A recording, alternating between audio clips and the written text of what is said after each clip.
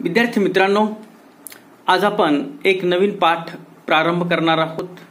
पाठाचं नाव आहे वृत्तपत्रातील बातम्यावर आधारित प्रश्न।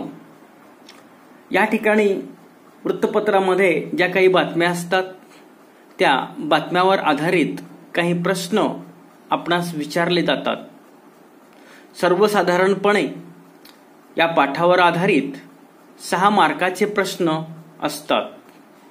ज्यावेळेस आपण या प्रश्नांची उत्तरं सोडवत असतो अशा वेळेस बातमी पूर्ण वाचण्याच्या अगोदर आपल्याला दिलेले प्रश्न आणि त्यांची पर्याय वाचायची आहेत आणि त्याच्यानंतर आपल्याला बातमी वाचायची आहे। ज्यावेळेस आपण बातमी वाचतो त्यावेळेस ती आपण अगदी काळजीपूर्वक वाचली पाहिजेत। त्याच्यामधील आशय पूर्णपणे समजून घेतला पाहिजेत। त्या ठिकाणी दिलेली जी काही माहिती आहे ही माहिती आपण समजून घेतली पाहिजेत। त्याचबरोबर दिनांक व्यवस्थित पद्धतीनं आपल्याला लक्षात आली पाहिजेत आणि त्या बातमीमध्ये काय मथळा दिलेला आहे याची माहिती आपल्याला असणं आवश्यक आहे आणि त्याच वेळेस आपण परिपूर्ण माहिती घेतल्यानंतरच याचे प्रश्न सोडवायचे आहेत। विद्यार्थी मित्रांनो, आताच मी सांगितल्याप्रमाणे सर्वप्रथम आपण प्रश्न आणि त्याचे पर्याय वाचायचे आहेत आणि त्याच्यानंतर आपल्याला बातमी वाचन करायचे आहे। तर या ठिकाणी आपण एक एक प्रश्न पाहूयात। ही बातमी क्रमांक 1 आपण पाहत आहोत आणि त्यावर आधारित पहिला प्रश्न आहे, कोणत्या शिक्षकांनी अनेक कुटुंबातील अंधार कायमचा दूर केला? आणि त्याचे पर्याय दिलेले आहेत। श्री राऊत NT, पर्याय क्रमांक 2 श्री मोरे PV, पर्याय क्रमांक 3 श्री गोमारे RG आणि पर्याय क्रमांक 4 श्री सावंत TN। हा झाला प्रश्न क्रमांक 1। आता आपण प्रश्न क्रमांक 2 या ठिकाणी पाहत आहोत आणि प्रश्न आहे, शहरामधून अनेक विद्यार्थी कशासाठी जमा झाले होते? त्याचे 4 पर्याय दिलेले आहेत। ते आहेत पर्याय क्रमांक 1 बक्षीस वितरणाच्या कार्यक्रमासाठी, पर्याय क्रमांक 2 श्री गोमारे सरांचा सत्कार होणार होता म्हणून, पर्याय क्रमांक 3 श्री गोमारे सर सेवानिवृत्त होणार होते म्हणून आणि पर्याय क्रमांक 4 श्री राऊत सर सेवानिवृत्त होणार होते म्हणून। अशा पद्धतीनं हा प्रश्न क्रमांक 2 झाला। आता आपण प्रश्न क्रमांक 3 या ठिकाणी पाहणार आहोत आणि प्रश्न क्रमांक 3 वरचे प्रश्न आहेत, गोमारे सर कोणत्या मुलांना घरी बोलावून शिकवत असत? पर्याय क्रमांक 1 श्रीमंत मुलांना, पर्याय क्रमांक 2 हुशार मुलांना, पर्याय क्रमांक 3 अभ्यासात मागे असणाऱ्या मुलांना आणि पर्याय क्रमांक 4 गरीब मुलांना। अशा पद्धतीनं आपण या बातमीवर आधारित असणारे 3 प्रश्न आणि त्याचे पर्याय वाचन केलेले आहेत। आता आपण ही बातमी वाचन करणार आहोत। विद्यार्थी मित्रांनो, या ठिकाणी बातमी क्रमांक 1चं वाचन मी करतो आहे। व्यवस्थित पद्धतीनं ही बातमी आपण ऐकायची आहे आणि ज्यावेळेस तुम्ही या व्हिडिओचा अभ्यास करता त्यावेळेस ही बातमी तुम्ही स्वतःहून वाचायचा प्रयत्न करायचा आहे। आणि अश्रू अनावर झाले। गणेशपूर 1 मार्च गावातील विद्यार्थ्यांचे दैवत असणारे राजर्षी शाहू विद्यालयातील श्री RG गोमारे सरांना निरोप। विद्यार्थ्यांचे दैवत असणारे श्री गोमारे सर 28 फेब्रुवारी रोजी सेवानिवृत्त झाले। वयाच्या 21व्या वर्षी नोकरीला लागलेले शिक्षक सेवा पूर्ण करून निवृत्त झाले। तब्बल 37 वर्ष सेवा करणाऱ्या शिक्षकांना निरोप देताना त्यांच्या हातून घडलेले अनेक विद्यार्थी शहरातून उपस्थित झाले होते। गावातील अफाट जनसमुदाय कार्यक्रमासाठी उपस्थित होता. गणित विषयासारखा कठीण विषय शिकवणाऱ्या या शिक्षकाने अनेक कुटुंबातील अंधार कायमचा दूर करून त्यांचे जीवन सार्थक केले. या कार्यक्रमाचे अध्यक्ष जिल्ह्याचे जिल्हाधिकारी श्री मोरे PV सर होते, तर प्रमुख पाहुणे राष्ट्रपती पुरस्कार प्राप्त शिक्षक श्री राऊत NT सर होते. शाळेत शिकणाऱ्या व शाळेतून शिकून गेलेल्या अनेक विद्यार्थ्यांची भाषणे झाली. त्यावेळी जमलेल्या सर्व लोकांच्या डोळ्यात पाणी तरळताना दिसले. मनोगत व्यक्त करताना शिक्षकांनी केलेल्या कार्याची पावती मुलांनी दिली. श्री गोमारे सरांनी गरीब विद्यार्थ्यांना शिक्षणासाठी पैशाची मदत केली होती.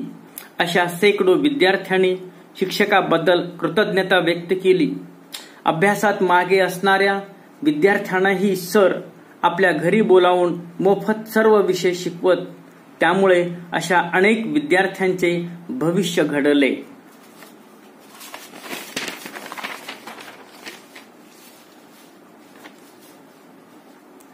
शेवटी कार्यक्रमाचा अध्यक्षीय समारोप करताना जिल्हाधिकारी साहेबांनी देशाला अशा शिक्षकांची गरज आहे असे मत व्यक्त केले. विद्यार्थी मित्रांनो, आत्ताच मी बातमीचं व्यवस्थित पद्धतीनं वाचन केलेलं आहे. त्यावर आधारित प्रश्न आपण या ठिकाणी सोडवत आहोत. त्यावर आधारित पहिला प्रश्न आहे, कोणत्या शिक्षकांनी अनेक कुटुंबातील अंधार कायमचा दूर केला? त्यासाठी दिलेले पर्याय आहेत. पर्याय क्रमांक 1 श्री राऊत NT, पर्याय क्रमांक 2 श्री मोरे PV, पर्याय क्रमांक 3 श्री गोमारे RG, पर्याय क्रमांक 4 श्री सावंत TN. विद्यार्थी मित्रांनो, या ठिकाणी बातमी आपण काळजीपूर्वक वाचलेली आहे आणि या बातमीमध्ये मुख्य भाग कोणता दिलेला आहे? एका सेवानिवृत्त शिक्षकाबद्दलची माहिती या बातमीमध्ये आपल्याला देण्यात आलेली आहे आणि त्या शिक्षकांनी अनेक कुटुंबाचा जो अंधार होता, हा अंधार कायमचा दूर केला. अशा शिक्षकाचं नाव आपल्याला त्या बातमीमध्ये देण्यात आलेलं आहे. तर या ठिकाणी चारही पर्यायाचा अभ्यास केल्यानंतर आपल्याला त्या प्रश्नाचं उत्तर सहज पद्धतीनं लक्षात यायला पाहिजेत, कारण आपण ती बातमी अगदी काळजीपूर्वक पाहिलेली आहे. आणि त्या प्रश्नाचं उत्तर काय असेल? पर्याय क्रमांक 3 असेल. श्री गोमारे RG हे जे सर होते ते सेवानिवृत्त होत होते आणि त्या सरांनी अनेक कुटुंबातील अंधार हा कायमचा दूर केला असा स्पष्ट उल्लेख त्या बातमीमध्ये करण्यात आलेला होता. विद्यार्थी मित्रांनो, याच बातमीवर आधारित आपण पुढील प्रश्न पाहत आहोत. प्रश्न आहे, शहरामधून अनेक विद्यार्थी कशासाठी जमा झाले होते? त्यासाठी दिलेले पर्याय आहेत. पर्याय क्रमांक 1 बक्षीस वितरणाच्या कार्यक्रमासाठी, पर्याय 2 श्री गोमारे सरांचा सत्कार होणार होता म्हणून, पर्याय क्रमांक 3 श्री गोमारे सर सेवानिवृत्त होणार होते म्हणून, पर्याय 4 श्री राऊत सर सेवानिवृत्त होणार होते म्हणून. विद्यार्थी मित्रांनो, आपणास ही बातमी पूर्णपणे समजल्यानंतर आपणास समजत असेल की या ठिकाणी एका शाळेतील शिक्षकाचा सेवानिवृत्तीचा कार्यक्रम होता. म्हणजे इथं बक्षीस समारंभाचा कार्यक्रम नव्हता. त्यासाठी पर्याय क्रमांक 1 चुकीचा आहे. पर्याय क्रमांक 2 श्री गोमारे सरांचा सत्कार होणार होता.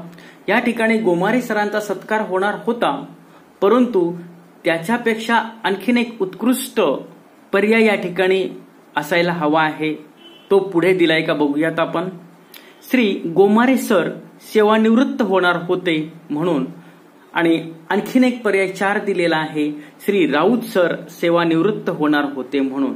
आता या ठिकाणी आपल्याला हे निश्चित लक्षात आलं असेल की एक शिक्षक सेवानिवृत्त होणार होते. मग राऊत सर हे सेवानिवृत्त होणार होते का गोमारे सर हे सेवानिवृत्त होणार होते, हे आपल्याला मागील प्रश्नाचा आधार घेऊन सुद्धा या प्रश्नाचं उत्तर मिळवता येतं. तर विद्यार्थी मित्रांनो, या बातमीमध्ये जे शिक्षक सेवानिवृत्त होणार होते ते शिक्षक श्री गोमारे सर होते. म्हणजेच या प्रश्नाचं उत्तर पर्याय क्रमांक 3 हे आहे. या ठिकाणी एक गोष्ट लक्षात ठेवली पाहिजेत आपण, जर एखाद्या प्रश्नाचं उत्तर आपल्याला लक्षात येत नसेल तर ती बातमी आपल्याला पुन्हा वाचन करायची आहे. आकलनयुक्त ज्यावेळेस आपण वाचन करतो त्यावेळेस ती बातमी आपल्याला पुन्हा वाचायची गरज पडत नाही. तरीही अनावधानाने काही माहिती आपल्याला जर समजली नसेल तर ती बातमी आपण पुन्हा वाचन केलेली योग्य ठरते. या बातमीवर आधारित आपण शेवटचा प्रश्न पाहत आहोत. प्रश्न आहे, गोमारे सर कोणत्या मुलांना घरी बोलावून शिकवत असत? त्यासाठी पर्याय क्रमांक 1 श्रीमंत मुलांना, पर्याय क्रमांक 2 हुशार मुलांना, पर्याय क्रमांक 3 अभ्यासात मागे असणाऱ्या मुलांना आणि पर्याय क्रमांक 4 गरीब मुलांना. विद्यार्थी मित्रांनो, या ठिकाणी या प्रश्नाचं उत्तर आपल्याला एकाच वेळेस बातमी वाचल्यानंतर सहज पद्धतीनं समजतं. त्यासाठी आपण एक एक पर्यायाचा अभ्यास करून पर्याय कट पद्धतीचा वापर करणार आहोत. तर या ठिकाणी या बातमीमध्ये श्रीमंत मुलाचा उल्लेख करण्यात आलेला नाही, त्याच्यामुळं पर्याय क्रमांक 1 चुकीचा आहे. पर्याय क्रमांक 2 या ठिकाणी या बातमीमध्ये हुशार मुलांचा उल्लेख आलेला दिसत नाही, त्याच्यामुळं पर्याय क्रमांक 2 ही चुकीचा आहे. पर्याय क्रमांक 3 अभ्यासात मागे असणाऱ्या मुलांना आणि पर्याय क्रमांक 4 गरीब मुलांना. या बातमीमध्ये पर्याय क्रमांक 3 आणि पर्याय 4 या दोघांचा उल्लेख आलेला आहे. आता या दोघांपैकी निश्चित उत्तर कोणतं असेल? तर घरी बोलावून शिकवत असत कोणत्या मुलांना शिक्षक या ठिकाणी शिकवणार? की जे विद्यार्थी अभ्यासामध्ये मागे आहेत अशाच मुलांना घरी बोलावून शिक्षकांनी शिकवलेलं आहे. म्हणजे याचं उत्तर पर्याय क्रमांक 3 आहे. आणि पर्याय क्रमांक 4 गरीब मुलांना शिक्षक काय देत असत? काही पैशाची मदत देत असत. त्याच्यामुळं या प्रश्नांचं योग्य उत्तर पर्याय क्रमांक 3 आहे. विद्यार्थी मित्रांनो, बातमी क्रमांक 2चे प्रश्न आपण या ठिकाणी पाहत आहोत.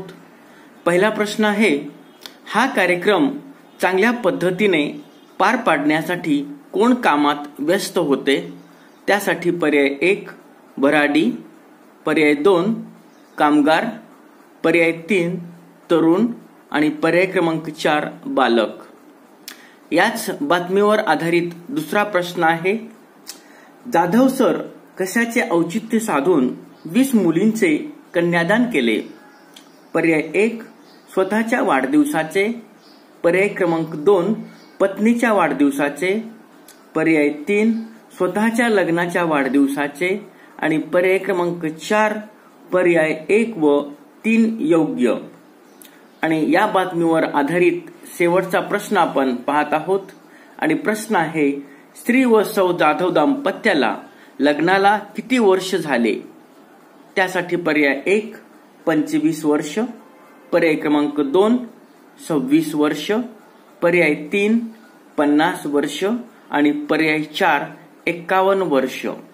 विद्यार्थी मित्रांनो, बातमी क्रमांक 2 या ठिकाणी मी वाचन करतो आहे. याचं शीर्षक आहे, एकाच मंडपात 20 मुलींचे कन्यादान. ही बातमी रायपूरहून पडलेली आहे. बातमी 20 मे या दिवशी लिहिली गेलेली आहे आणि ही बातमी वार्ताहरकडून लिहिली गेलेली आहे. गावातील दानशूर व्यक्ती म्हणून ज्यांची ओळख आहे असे श्री जाधव व्हीडी यांनी दरवर्षीप्रमाणे या वर्षीही 20 मुलींचे कन्यादान केले.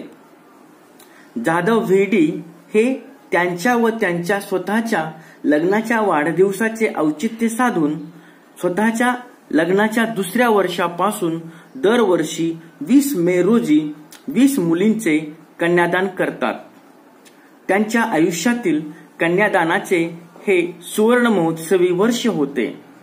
एकाही वर्षी खंड न पडू देता त्यांनी हे विवाह केले.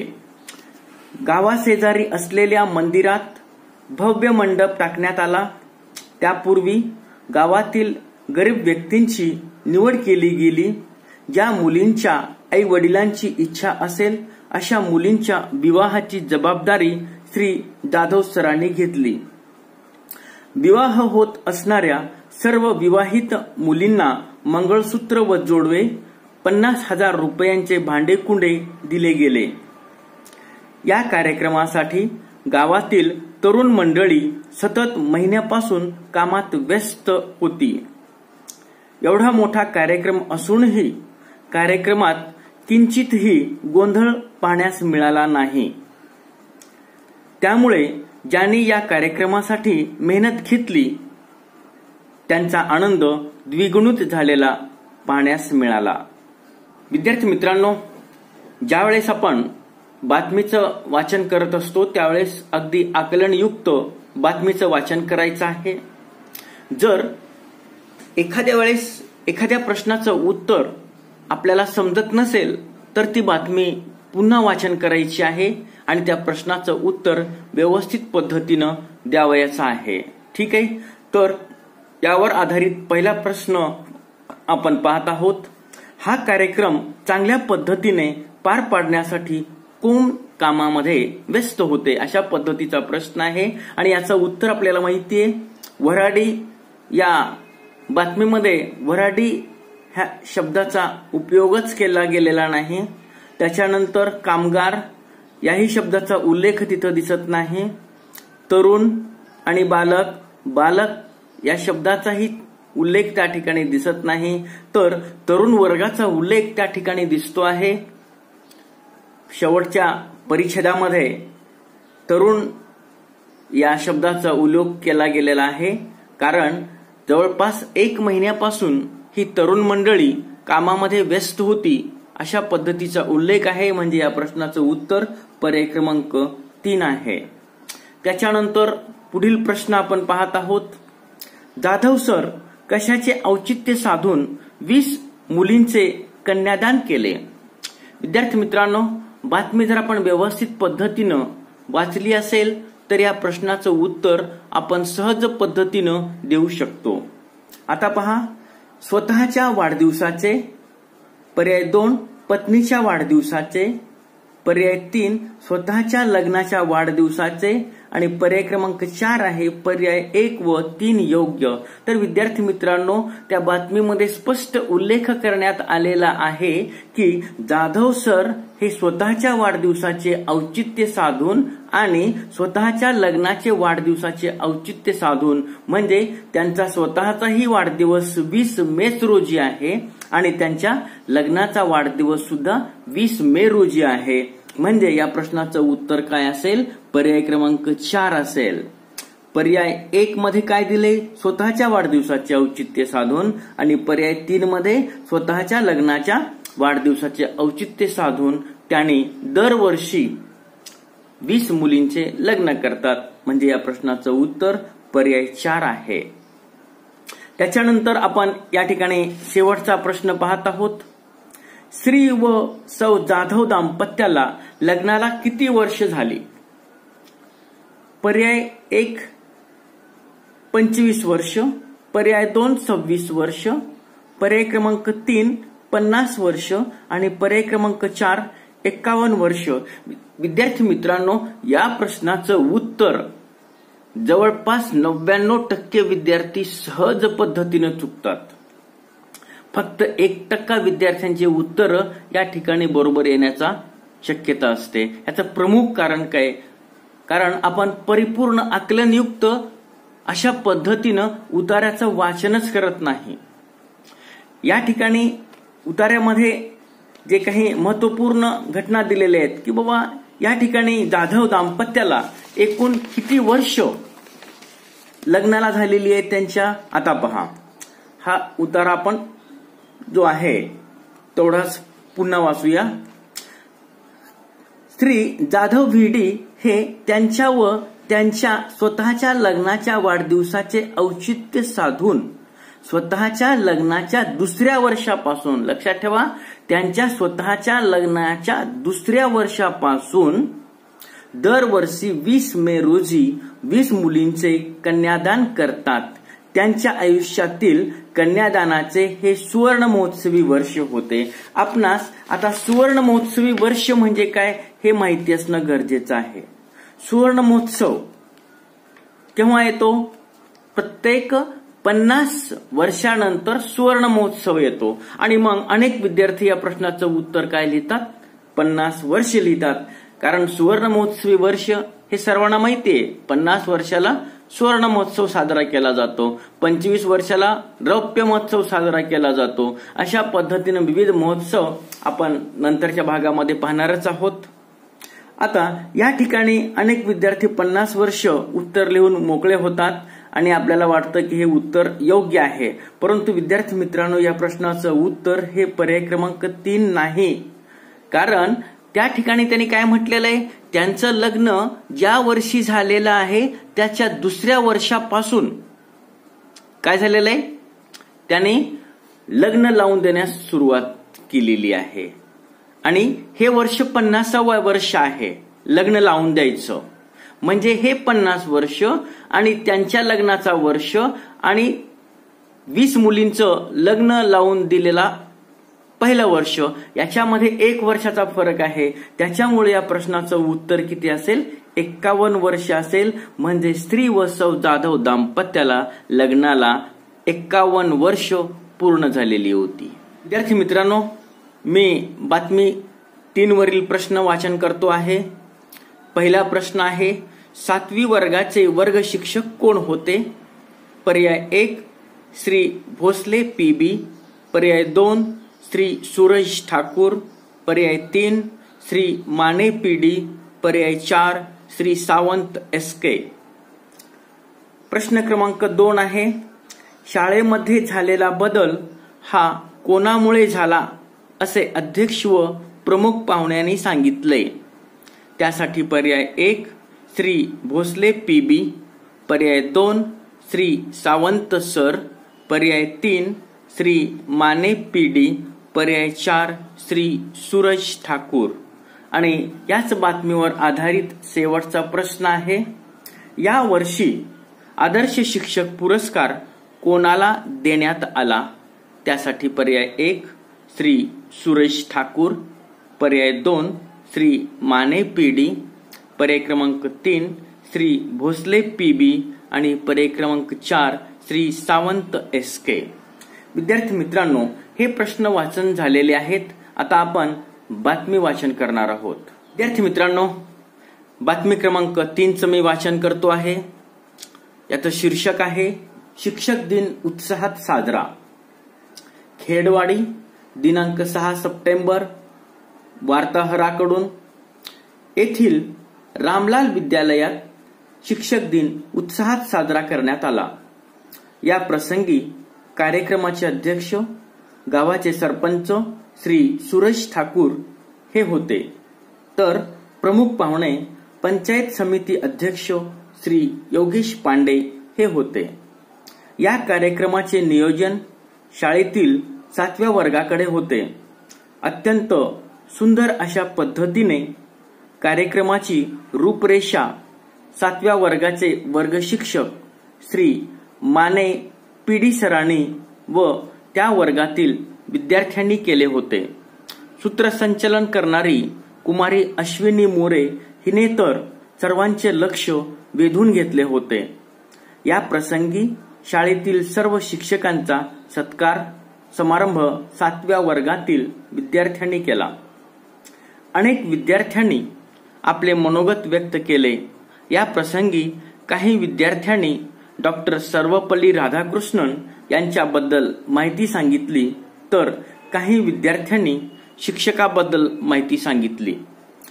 दरवर्षी ठरल्याप्रमाणे शाळेतील आदर्श शिक्षकाची निवड श्री मुख्याध्यापक श्री भोसले PB साहेब करतात. वर्षभर केलेल्या कार्याचा आढावा घेऊन शाळेतील आदर्श शिक्षक श्री सावंत SK सरांचा सत्कार करण्यात आला। त्या प्रसंगी श्री सावंत सरांनी मनोगत व्यक्त करताना यापुढेही आपण उत्कृष्ट काम करू व शाळेचे नाव लौकिक करू अशी ग्वाही दिली। शेवटी कार्यक्रमाचे अध्यक्ष व प्रमुख पाहुण्यांनी शाळेमध्ये झालेल्या बदलाचे सर्व श्रेय श्री सावंत सरांना दिले। मागील 5 वर्षापासून सावंत सरांनी जी मेहनत शाळेसाठी घेतली त्यासाठी सर्वांनी त्यांची स्तुती केली।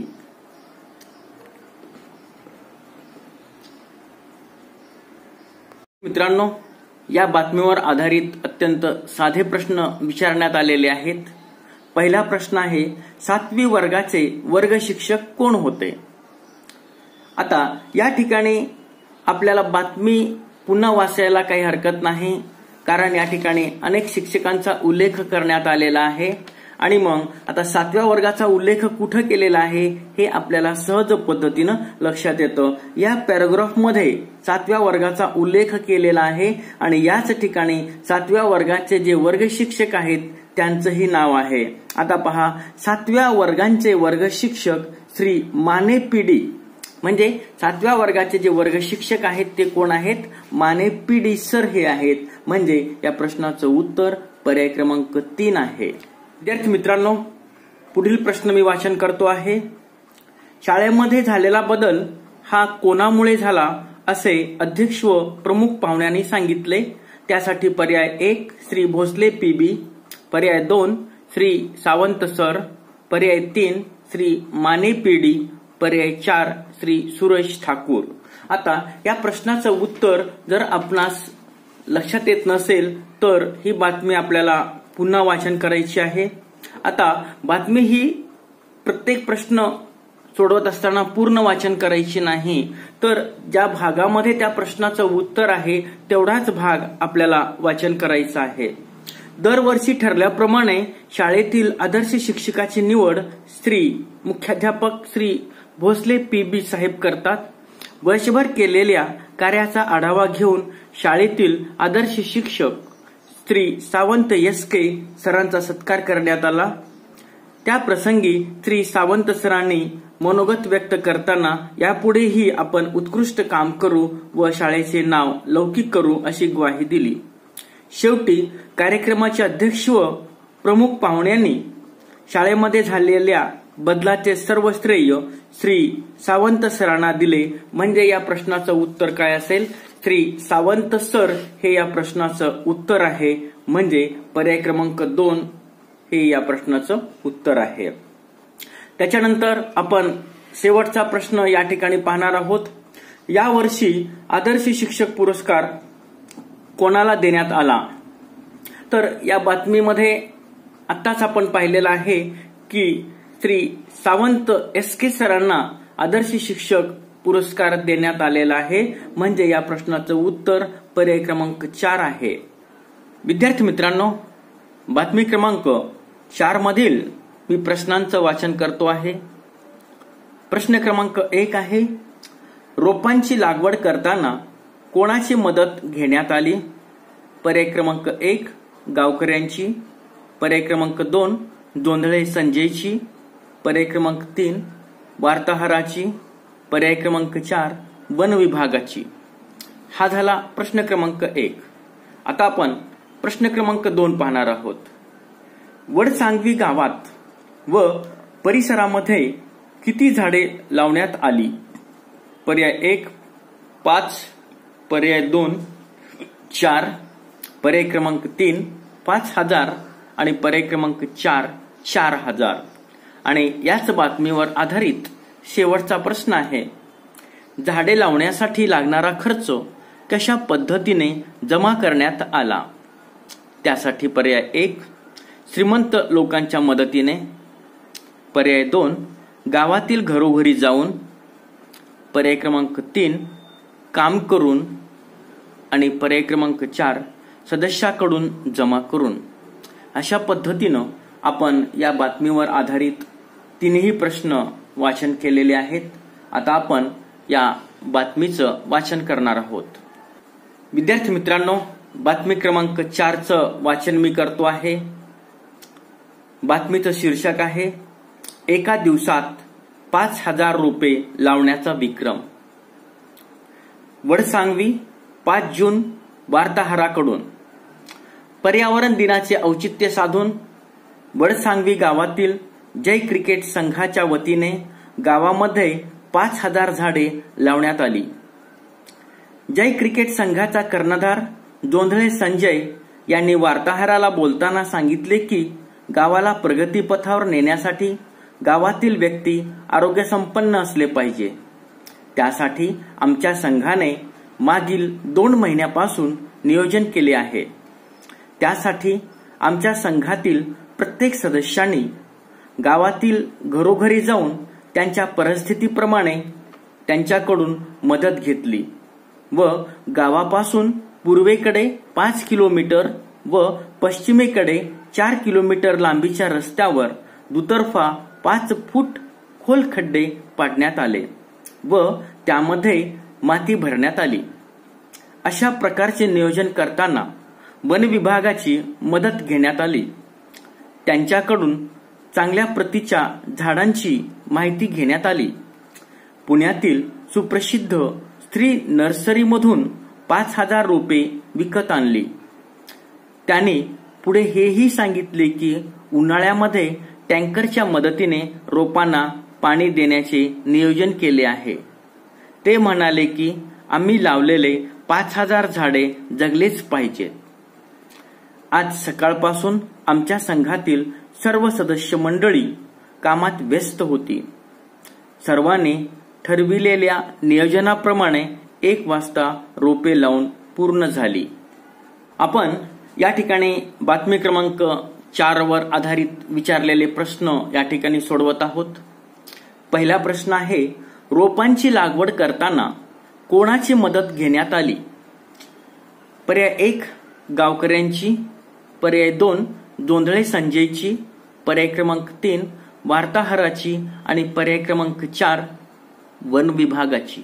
आपल्याला माहिती आहे की जर एखाद्या प्रश्नाचं उत्तर आपल्याला समजणं गेलं तर आपण ही बातमी पुन्हा वाचन करावयाची आहे. आता या प्रश्नाचं उत्तर काही विद्यार्थ्यांना जमेल, काही विद्यार्थ्यांना जमणार नाही. ठीक आहे. आता या ठिकाणी स्पष्ट उल्लेख केलेला आहे की वन विभागाच्या मदतीनं झाडांची त्याने निवड केलेली आहे. म्हणजे या प्रश्नाचं उत्तर पर्याय क्रमांक 4 हे आहे. ठीक आहे. आता पुढील प्रश्न आहे, वडसांगवी गावात व परिसरामध्ये किती झाडे लावण्यात आली? आता याचं शीर्षकच सांगून जातं की झाडांची संख्या किती आहे. त्याच्यामुळं ही बातमी आपल्याला पुन्हा वाचन करण्याची आवश्यकता नाही. तर एकूण वडसांगवी गावात आणि त्याच्या परिसरामध्ये एकूण 5,000 रोपे किंवा झाडे लावण्यात आलेली आहेत.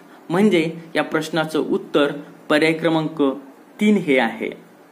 त्याच्यानंतर शेवटचा प्रश्न आपण पाहत आहोत. झाडे लावण्यासाठी लागणारा खर्च कशा पद्धतीने जमा करण्यात आला?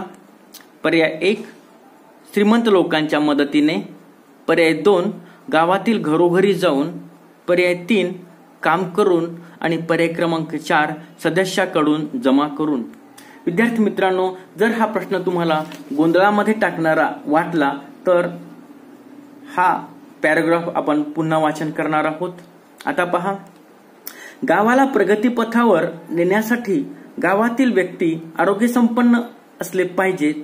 त्यासाठी आमच्या संघाने मागील 2 महिन्यापासून नियोजन केले आहे. त्यासाठी आमच्या संघातील प्रत्येक सदस्याने गावातील घरोघरी जाऊन त्यांच्या परिस्थितीप्रमाणे त्यांच्याकडून मदत घेतली. आता या प्रश्नाचं उत्तर आपल्याला सहज पद्धतीनं मिळालेलं आहे. म्हणजे या लोकांनी जी मदत घेतलेली आहे ती मदत कोणाकडून घेतलेली आहे? प्रत्येक गावामधील घरामध्ये हे गेलेले आहेत आणि त्यांच्या ऐपतीप्रमाणे किंवा त्यांच्या परिस्थितीप्रमाणे मदत जमा केलेली आहे. म्हणजे या प्रश्नाचं उत्तर काय असेल? पर्याय क्रमांक 2 हे या प्रश्नाचं उत्तर असेल.